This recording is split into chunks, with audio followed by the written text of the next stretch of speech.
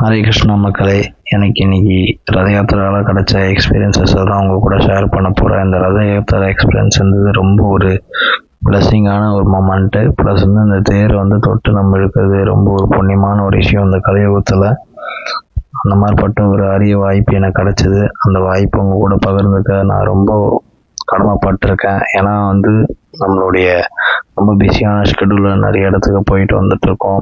So இந்த விஷயத்த இந்த வீடியோவை உங்கள் கூட பகிர்றதுல ரொம்ப சந்தோஷப்படுறேன். வாங்க பார்க்க.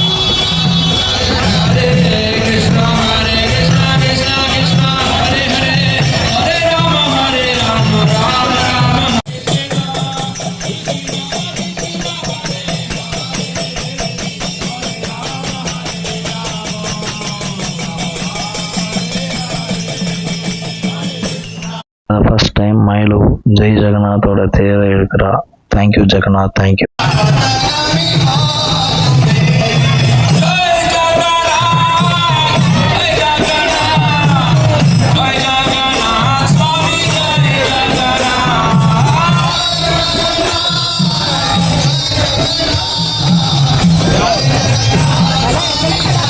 ரொம்ப அற்புதமா அலங்காரம் பண்ண நம்மளுடைய திருத்தேரான ஜெகநாதருடைய தேரை தான் நீங்க பார்த்துட்டு இருக்கீங்க.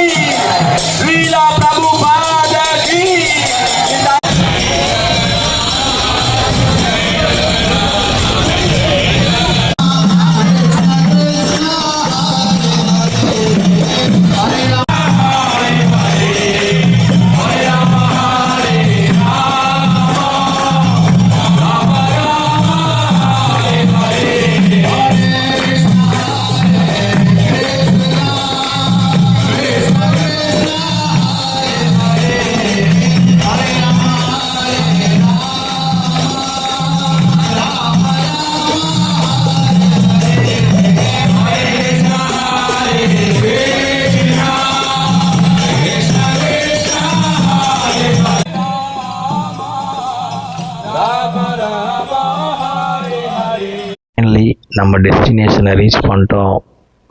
ஹரே கிருஷ்ணா மக்களே, வெற்றி கிருஷ்ணா மஹாலுக்கு வந்தாச்சு. இந்த மஹாலுக்குள்ளே போய் பார்க்கலாம் என்னென்ன நிகழ்வுகள் நடக்குதுன்னு சொல்லிட்டு.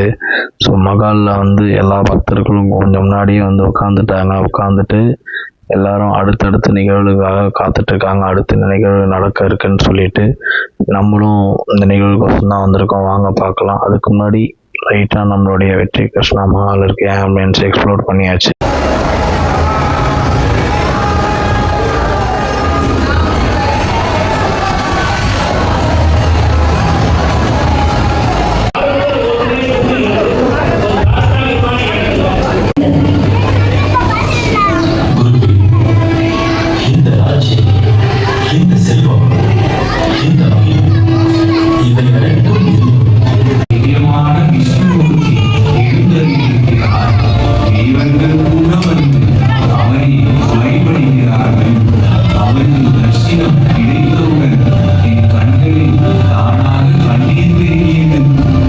ஜெகநாதர் அவதரித்ததோட நாடகத்தின் தொகுப்பு தான் நீங்க பாக்குறீங்க. இப்போ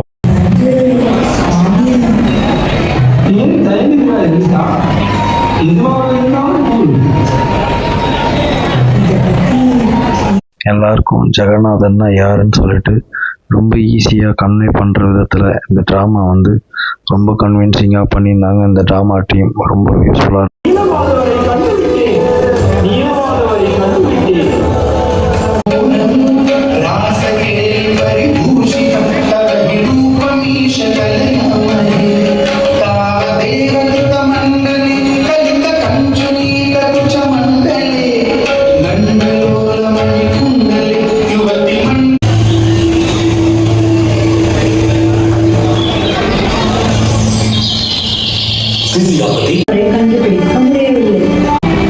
முடிவரை நீலமாதவரை காண வந்தேன்.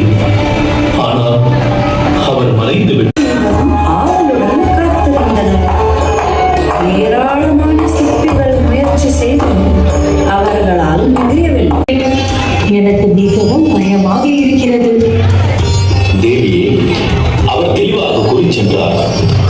21 300 நாட்கள் வரை கதவை திறக்கக்கூடாது என்று நாம் அவர் வைத்த கோரிக்கையை நிறைவேற்றித்தான் ஆக வேண்டும்.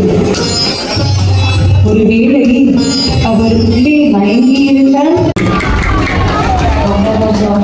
நம்முடைய அவசரத்தால் தான் அவர் தனது வேலையை முடிக்காமல் சென்று விட்டார்.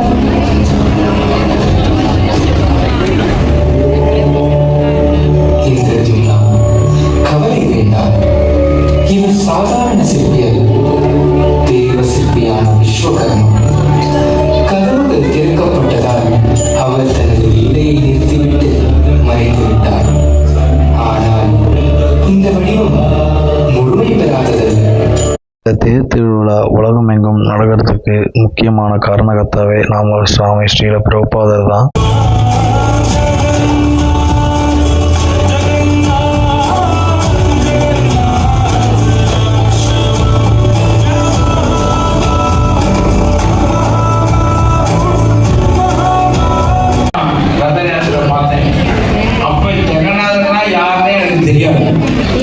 பொதுவா தமிழ்நாட்டுல யாருக்குமே தெரியாது. உண்மையா போயா தெரியாது. அப்ப மதுரையில பிரசிடென்ட் சென்னையில ரத யாத்திரை நடந்துச்சு. நான் சொன்னேன் மதுரையில பெரிய ரதம் நடத்துவோம். சரியா? அம்பாள் மீனாட்சி ரதம் மிக பிரமாண்டமா நடக்கும். சென்னையில என்ன நடக்குது? ஜெகநாதன் அப்ப 1996 முதல் ரத யாத்திரை நான் வந்து சென்னையில ஜெகநாதன் சொல்வாரு அந்த நிகழ்ச்சி நான் பண்ணேன். அதுக்கப்புறம் வருஷம் நாங்கள் வருவோம். அது பொதுவாக பொங்கல் அப்ப நடக்கும். இங்க பகவான் பார்த்தாரு, ஏன் ஒரு இடத்துல நடக்கணும், நிறைய இடத்துல நடக்கணும்னு சொல்லிட்டு ஒரு புது ரூலை போட்டாங்க. என்ன ரூல்? அந்த ரத யாத்திரை நடக்கிற 7 நாளைக்குள்ளதான் நீங்க நடத்தணும்னு சொல்லி ஒரு ரூலை போட்டுட்டாங்க. அதனால 16ஆம் தேதி ஆரம்பிச்சு 24ஆம் தேதிக்குள்ள எல்லா இடத்துலையும் நடத்தணும்னால மீதி 1-2 இதயத்தில் இருக்க வேண்டியவன் ஜெகநாதன். அவனை விட்டுட்டு இந்த போனை முடிச்சுட்டு உட்காந்துருக்கோம் சுவாமியை சேவிக்காம. அதுக்கெல்லாம் ஒரு மதிப்பு கொடுக்கும். இந்த காமம் குரோதம் பேர் எடுத்துட்டு வந்து உபன்யாசம் ப்ளஸ் வந்து கீர்த்தன் ட்ராமா எல்லாம் பார்த்துட்டு நானும் என் மயிலும் பிரசாதம் சாப்பிட்டோம்.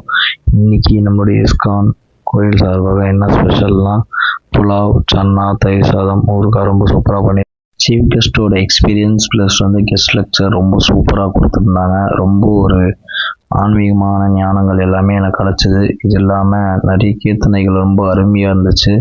நம்மளுடைய இஸ்கான் அமைப்புக்கு வந்து ரொம்ப நன்றி தெரிவிச்சுக்கலாம். வாங்க மகா ஆரத்தியை நம்ம பார்க்கலாம். இதோட நிறைய பகுதியான ஆர்த்தி பகுதிக்கு வந்திருக்கோம். ஸோ நான் உங்களுக்கு வந்து என்னென்ன டைட்டிஸ் இருக்காங்கன்னு இன்ட்ரடியூஸ் பண்ணுறேன். பலதேவ், பலராமர், சுபத்ரா, ஜெகநாதர்.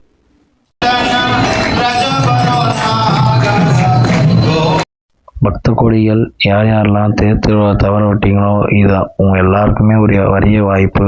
இந்த வீடியோ பதிவை மறக்காமல் பாருங்கள். ஹரே கிருஷ்ணா மக்களே, ஹரே கிருஷ்ணா.